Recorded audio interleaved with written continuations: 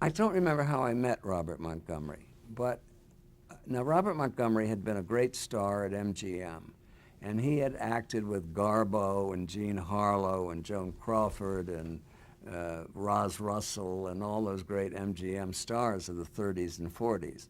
And then when you've got so many years as a star, and then, it's over. And instead of sort of hanging around in Hollywood, he moved to New York.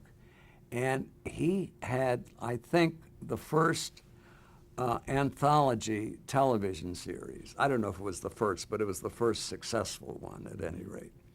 And he asked me if I would become his floor manager.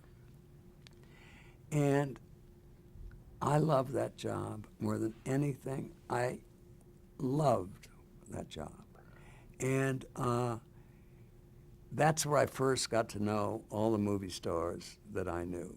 Because each week, Robert Montgomery would bring in from Hollywood some star he had known to act, and that we would rehearse for the full week in a hotel over on the West Side, where I'd tape the floors where the sets, to indicate where the sets were going to be. And then for the last 2 days, we'd go into Studio 8H at NBC at 30 Rockefeller Plaza. And the show started each Monday night with Robert Montgomery up on a balcony overlooking Studio 8H. And I would call up and I'd say, "1 minute, Mr. Montgomery." And he'd say, "Thank you, Dominick. And good evening, ladies and gentlemen." Well, I just loved all that.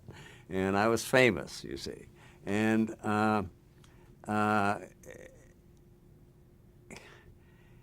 he was a terrific man. Being on the Montgomery show, I mean, that was really tense. And these actors who were trying TV for the first time, famous actors trying TV for the first time, were very nervous, always very nervous. And the idea is that you couldn't stop. I mean, or you couldn't say, "Oh, we'll shoot it again. We'll do it again." No matter what, you had to get it into that 58 minutes that we had. Yeah. And I found I had this natural kind of rapport with these stars, and they felt safe with me.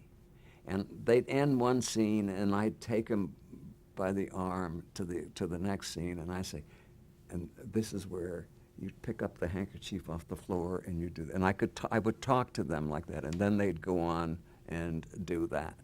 And were you cowed by any of these people at that no, point? no, I was very impressed with them.